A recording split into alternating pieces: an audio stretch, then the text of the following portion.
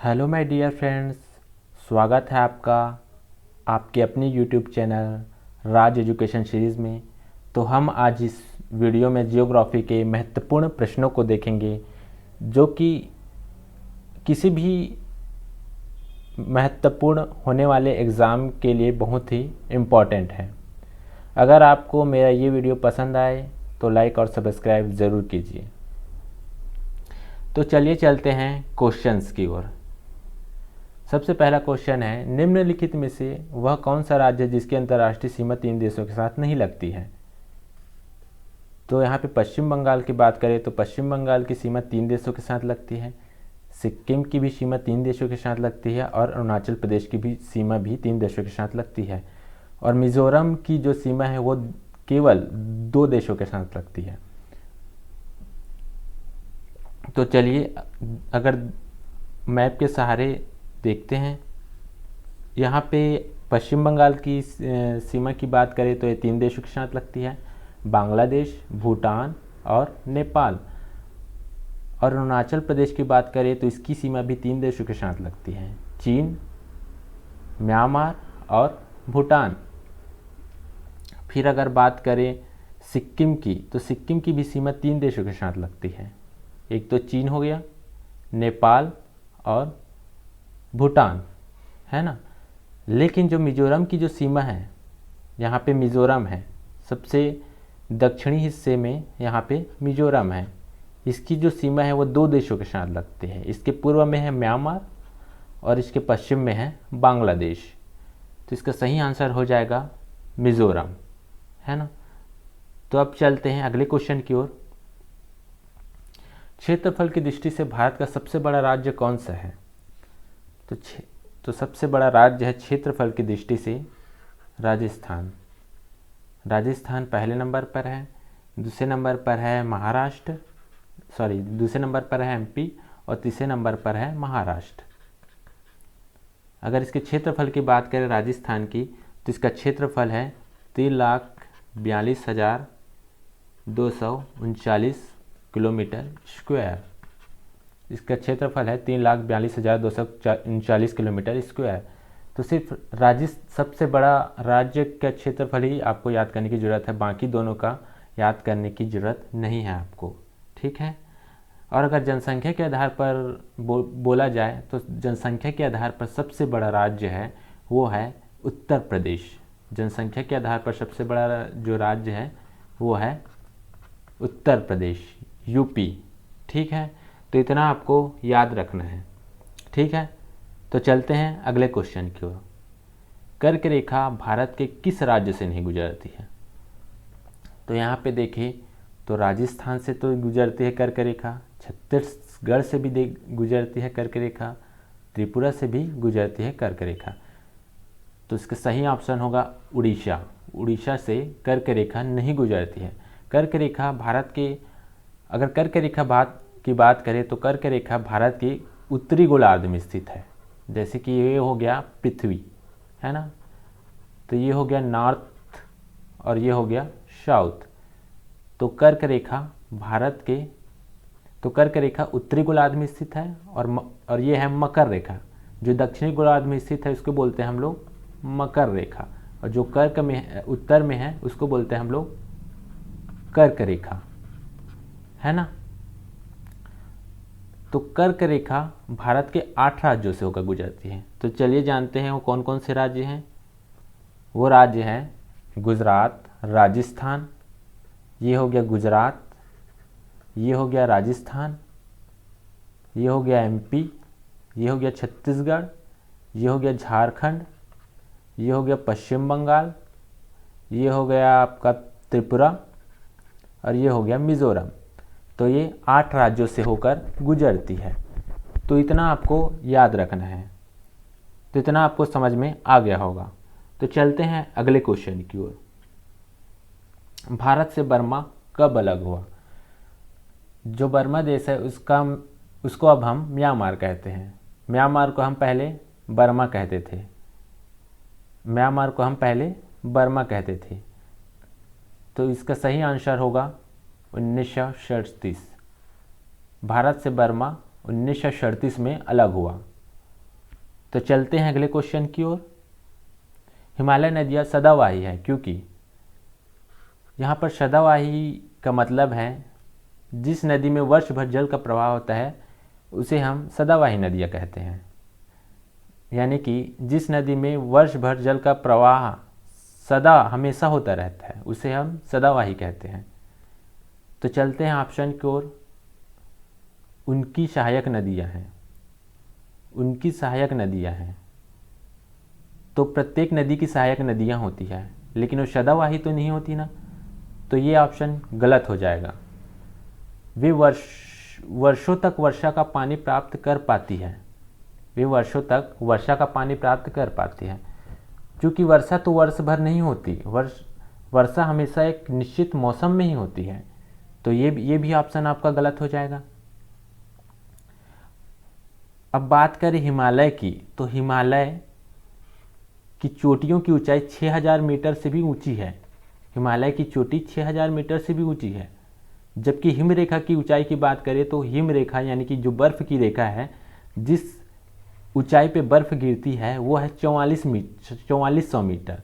4400 metre की ऊंचाई में बर्फ़ गिरती है ना। तो 4400 मीटर के ऊपर जितने भी हिमालय की चोटियाँ हैं उसमें बर्फ़ का आवरण पाया जाता है।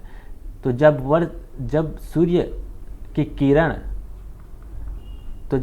किरण इस बर्फ़ के आवरण पर पड़ती है तो ये पिघलने लगता है और पिघलकर नीचे गिरती है और नीचे जाकर ये हिमालय की नदियों में जाकर मिल जाते हैं। इस प्रकार से इसको हिमालय की नदियों को वर्ष भर पानी प्राप्त होते रहता है। इस प्रकार से हिमालय की नदियाँ सदावाही हैं। तो इसका सही आंसर होगा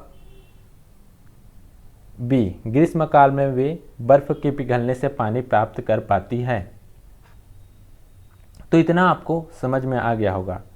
जबकि प्रायद्वीपीय भारत की नदियों की बात करें तो प्रायद्वीपीय भारत की नदियाँ केवल वर्षा पर ही डिपेंड करती हैं, इनमें ऊंचे ऊंचे ग्लेशियर नहीं पाए जाते। प्रायद्वीपीय भारत की बात करें तो प्रायद्वीपीय भारत के पठारों की ऊंचाई केवल 700 मीटर होती है।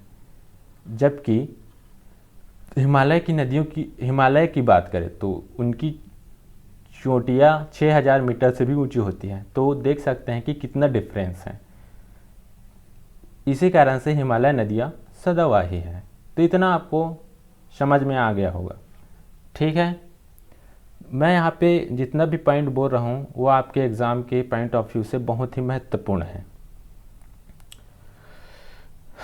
तो चलते हैं अगले क्वेश्चन की ओर। निम्नलिखित में से भारत का कौन सा बायोस्फीयर रिजर्व गारो पहाड़ियों पर फैला हुआ है? तो यहाँ पे बात करें कंचनजंगा की। कंचनजंगा सिक्किम में है। कहाँ पे है? सिक्किम में है। मानस है आसाम में और नीलगिरी है आपका तमिलनाडु में। जबकि नोकरेक की बात करें तो ये है आपका मेघालय में। और मेघालय में कहाँ है? गारो पहाड़ी पर। मेघालय में कहाँ है? गारो पहाड़ी पर। क्योंकि आप जानते हैं कि मेघालय में शिलांग पठार है। मेघालय में एक पठार है, इसको बोलते हैं हम लोग शिलांग पठार।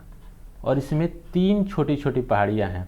3 छोटे छोटे पहाड़ियाँ हैं, गारो, खासी और जयंतिया। और इसी पहाड़ी के नाम पर यहाँ पे जनजाति भी पाई जाती है। तो गारो पहाड़ी में ही आपके क्या पाए जाते हैं? Biosphere reserve.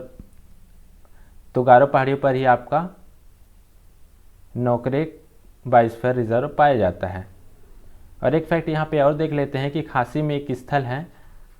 खासी में दो स्थल है, एक तो चेरापूंजी है और एक माचिन राम।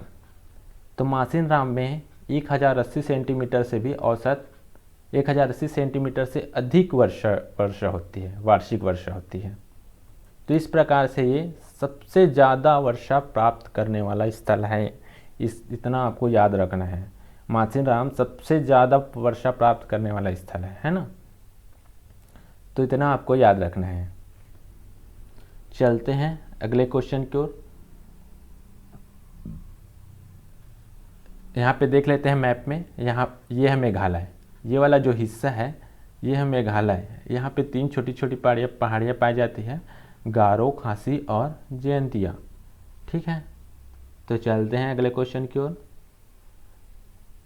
नर्मदा घाटी किन पर्वत श्रृंखलाओं के मध्य बहती है? तो नर्मदा घाटी सतपुड़ा और विंध्याचल पर्वत के मध्य बहती है ना। इसका सही आंसर होगा सतपुड़ा तथा विंध्याचल। जैसे कि मैं मैप के सहारे में बताऊं आपको, यहाँ पे है सतपुड़ा, इस प्रकार से है सतपुड़ा। यह है सतपुड़ा पर्वत, ये 3 राज्यों में फैली है, एमपी, महाराष्ट्र और गुजरात। एमपी, महाराष्ट्र और गुजरात। इसी प्रकार से विंध्य पर्वत श्रेणी है, ये भी 3 राज्यों में फैली है। ये थोड़ा सा महाराष्ट्र को टच करती है, फिर गुजरात तक जाती है, मोहाने तक, है ना। यह है विंध्य पर्वत श्रेणी। और यहाँ पर है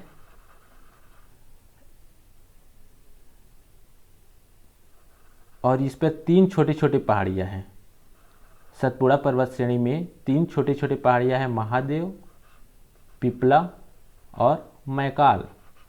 महादेव, पिपला और मैकाल पहाड़ियाँ हैं, और मैकाल में ही अमरकंटक चोटी है। मैकाल में ही क्या है? अमरकंटक चोटी। और यहीं से निकलती है नर्मदा नदी, और नर्मदा नदी निकलती है और दोनों पहाड़ियों के बीच बहती हुई जाती है, और गुजरात के भड़ौच के पास, यहाँ पे गुजरात पे भड़ौच है ना, गुजरात के पास, गुजरात में भड़ौच है, भड़ौच के पास खंभात की खाड़ी में जल गिराती है। इसको बोलते हैं हम लोग खंभात की खाड़ी। ये जो सकरा सा हिस्सा है ना, जो तीनों ओर से जल से घिरा हुआ है, जो समुद्र तीनों ओर से भूमि से घिरा हुआ है, वो खंभात की खाड़ी है ना। तो जल गिराती है, फिर अरब सागर में मिल जाती है। जो भारत का जो नीचे का जो पश्चिमी हिस्सा है वो अरब सागर कहते हैं, और जो पूर्वी हिस्सा है उसको हम बंगाल की खाड़ी कहते हैं। तो इस प्रकार से नर्मदा नदी खंभात की खाड़ी के पास अपना मुहाना बनाती है और अरब सागर में मिल जाती है। तो इतना आपको याद रखना है कि नर्मदा नदी विंध्य पर्वत श्रेणी और सतपुड़ा पर्वत श्रेणी के मध्य में बहती है। ठीक है, इतना आपको समझ में आ गया होगा। चलते हैं अगले क्वेश्चन की ओर।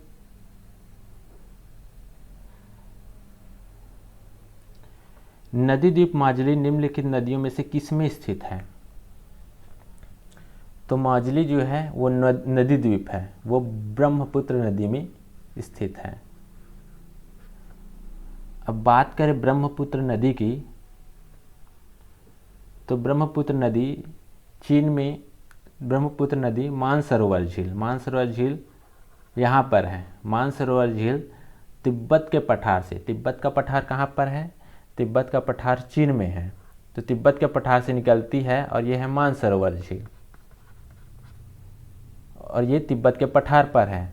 तो ब्रह्मपुत्र नदी यहाँ से निकलती है मानसरोवर झील से, और हिमालय के साथ साथ पश्चिम से पूर्व की ओर बहती है। पश्चिम से पूर्व की ओर बहते हुए यू टर्न लेते हैं। यहाँ पे है नामचा बारवा पर्वत, यहाँ पे पर्वत है, इसको बोलते हैं हम लोग नामचा बारवा पर्वत। नामचा बारवा पर्वत यहाँ से यू टर्न लेती है, और नामचा बारवा पर्वत होते हुए ये अरुणाचल प्रदेश होते हुए फिर ये आसाम में प्रवेश करती है। आसाम में चूँकि समतल घाटी है, इस प्रकार यहाँ पर वो नदियों का जल का प्रवाह अच्छे से होता है, और फिर यह बंगाल की खाड़ी में अपना जल गिराती है। और यहीं पर ही है, असम में ही है माजुली नदी द्वीप। माजुली नदी द्वीप 2016 में माजुली को जिले का दर्जा घोषित किया गया है। आपको ये जानना जरूरी है कि इसको जिले का दर्जा कब दिया गया है। तो 2016 में माजुली को जिले का दर्जा दिया गया है। और सबसे महत्वपूर्ण बात यह है कि यह भारत का एकमात्र नदी जिला है। ये भारत का एकमात्र नदी जिला है ना। और अगर माजुली की बात करें तो माजुली एक असमी शब्द है। असमी भाषा का शब्द है। माजरी जो है असमी भाषा का शब्द है, जिसका अर्थ क्या है देख लेते हैं। पानी से घिरा हुआ क्षेत्र, पानी से घिरा हुआ क्षेत्र, जिसका अर्थ है पानी से घिरा हुआ क्षेत्र। ठीक है, इतना आपको याद में रखना है। ठीक है, और यहाँ धान की खेती बड़ी मात्रा में की जाती है क्योंकि इसकी भूमि बहुत उपजाऊ है, इस कारण से यहाँ धान की खेती बहुत बड़ी मात्रा में की जाती है। तो इतना आपको याद रखना है। मैं यहाँ पर जो भी चीज़ें बता रहा हूँ वो आप अपने नोट्स में नोट करके रखिएगा, क्योंकि जो भी बातें बता रहा हूँ वो बहुत ही इम्पोर्टेंट है। ठीक है, तो अब चलते हैं अगले क्वेश्चन की ओर। निम्नलिखित में से किस नदी से गिरशप्पा जलप्रपात बनता है? तो गिरशप्पा जलप्रपात शरावती नदी से बनता है। शरावती नदी में स्थित है गिरशप्पा जलप्रपात। यहाँ पे जानने वाली बात यह है कि गिरशप्पा जलप्रपात को हम, गिरशप्पा वाटरफॉल को हम जोग वाटरफॉल या महात्मा गांधी वाटरफॉल भी कहते हैं। महात्मा गांधी वाटरफॉल भी कहते हैं। तो इनके 3 नाम हो गए हैं ना, गिरशप्पा जलप्रपात, जोग जलप्रपात और महात्मा गांधी जलप्रपात। ये कहाँ स्थित है? तो ये स्थित है आपका कर्नाटक में। और इसकी ऊंचाई की बात करें तो इसकी ऊंचाई है 271 मीटर, जो कि सबसे ऊंचा, भारत का सबसे ऊंचा जलप्रपात है, जो कि भारत का सबसे ऊंचा जलप्रपात है ना। इतना याद रखना है कि गिरशप्पा जलप्रपात, जोग या गिरशप्पा जलप्रपात या महात्मा गांधी जलप्रपात सबसे ऊंचा जलप्रपात है ना। और ये शरावती नदी पर स्थित है। इतना आपको याद रखना है। आशा करता हूँ कि आपको इतना समझ में आ गया होगा। ठीक है, अब चलते हैं अगले क्वेश्चन की ओर। आकार के आधार पर सबसे बड़ा ग्रह कौन है? तो आकार के आधार पर सबसे बड़ा ग्रह है बृहस्पति। सबसे बड़ा ग्रह है बृहस्पति। और बृहस्पति के उपग्रह की बात करें, सबसे बड़े उपग्रह की बात करें तो ये है गैनीमीड। इसका नाम क्या है? गैनीमीड। और ये पूरे सौर मंडल का सबसे बड़ा उपग्रह है। सबसे बड़ा उपग्रह है, पूरे सौर मंडल का सबसे बड़ा उपग्रह है गैनीमीड। ये बृहस्पति का सबसे बड़ा उपग्रह तो है ही साथ पूरे सौर मंडल का सबसे बड़ा उपग्रह है। ठीक है, इतना आपको याद रखना है। अब चलते हैं अगले क्वेश्चन की ओर। निम्नलिखित में से कौन सी नदी बंगाल की खाड़ी में नहीं गिरती है? तो है नर्मदा, कृष्णा, कावेरी और गोदावरी। तो इसका सही आंसर होगा नर्मदा। नर्मदा जो है बंगाल की खाड़ी पे न गिर के कहाँ गिरती है? अरब सागर में। जैसे कि ये हो गया भारत, है ना, ये हो गया भारत, ये हो गया पश्चिमी घाट। ये कौन सा घाट हो गया? ये पश्चिमी घाट। और ये हो गया पूर्वी घाट, जो कि टूटे फूटे हुई है, जबकि ये निरंतर है। जो पश्चिमी घाट है वो निरंतर है ना। तो पश्चिमी घाट से ही निकलती है आपका, कृष्णा की बात करें तो कृष्णा नदी निकलती है आपका महाबलेश्वर चोटी से। यहाँ से निकलती है महाबलेश्वर चोटी से और जाती है और आंध्र प्रदेश में जाकर मुहाना बनाती है। आंध्र प्रदेश के पास मुहाना बनाती है, मतलब जल गिराती है और बंगाल की खाड़ी में जाके मिल जाती है। ये है आपका कृष्णा नदी, है ना, कृष्णा नदी। और अगर बात करें कावेरी की, ये तो हो गया कृष्णा। अब बात करें कावेरी की, तो कावेरी निकलती है आपका ब्रह्मगिरी पहाड़ी। कर्नाटक में एक पहाड़ी है, उसको बोलते हैं ब्रह्मगिरी पहाड़ी। कौन सी पहाड़ी? ब्रह्मगिरी पहाड़ी। ब्रह्मगिरी पहाड़ी से निकलती है और जाके तमिलनाडु में अपना मुहाना बनाती है। कहाँ बनाती है? तमिलनाडु में अपना मुहाना बनाती है। फिर आते हैं गोदावरी। गोदावरी निकलती है नासिक से। महाराष्ट्र में एक स्थान है नासिक, उसको बोलते हैं त्र्यंबकम, है ना। वो तेलंगाना होते हुए, तेलंगाना पहले पहुंचती है, फिर यह आंध्र प्रदेश में प्रवेश करती है और आंध्र प्रदेश में प्रवेश करते हुए आंध्र प्रदेश के तट के पास अपना जल गिराती है, यानी कि मुहाना बनाती है। और यहाँ पे याद रखने वाली बात यह है, जो गोदावरी है ये दक्षिण भारत की सबसे लंबी नदी है। दक्षिण भारत की सबसे लंबी नदी है, दक्षिण भारत की सबसे लंबी नदी। बात करें तो इसकी लंबाई की 1465 किलोमीटर है गोदावरी नदी की, है ना। तो इतना आपको याद रखना है, ठीक है।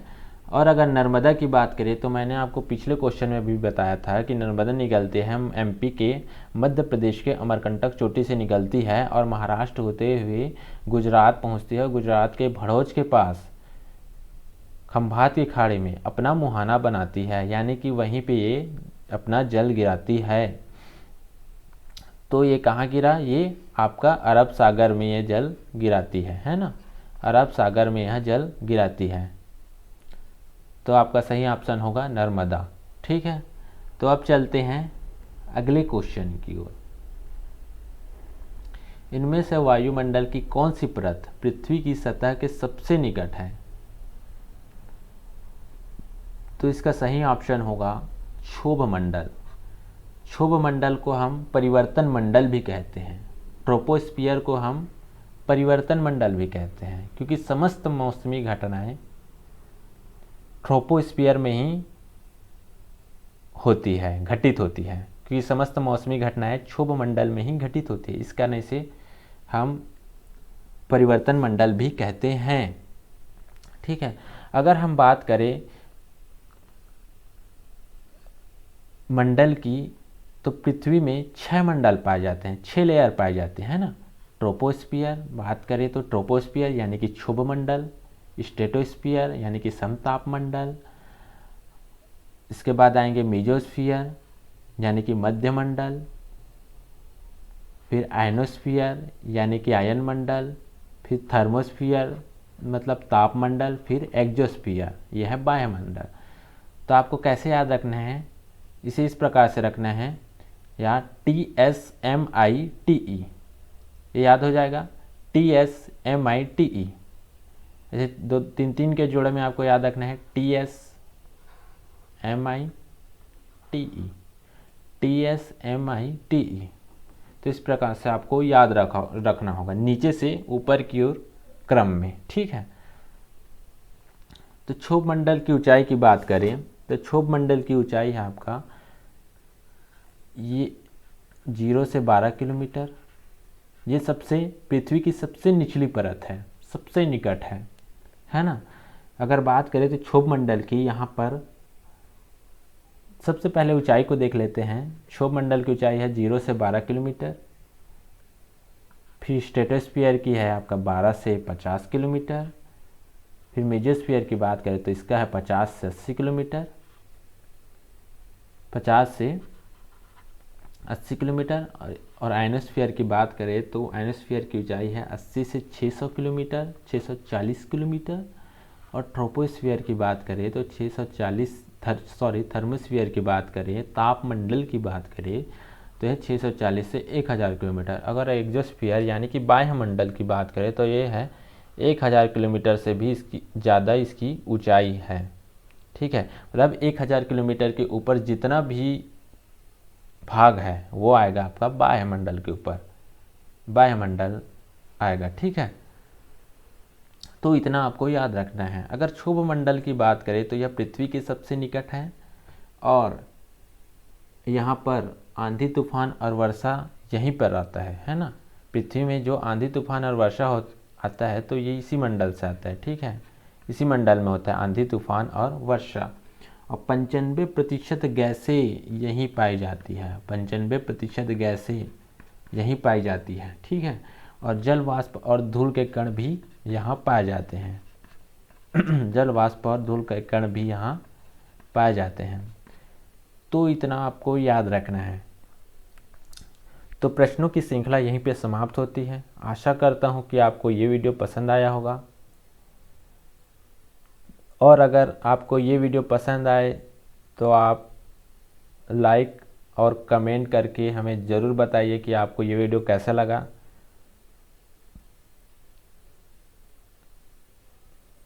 धन्यवाद।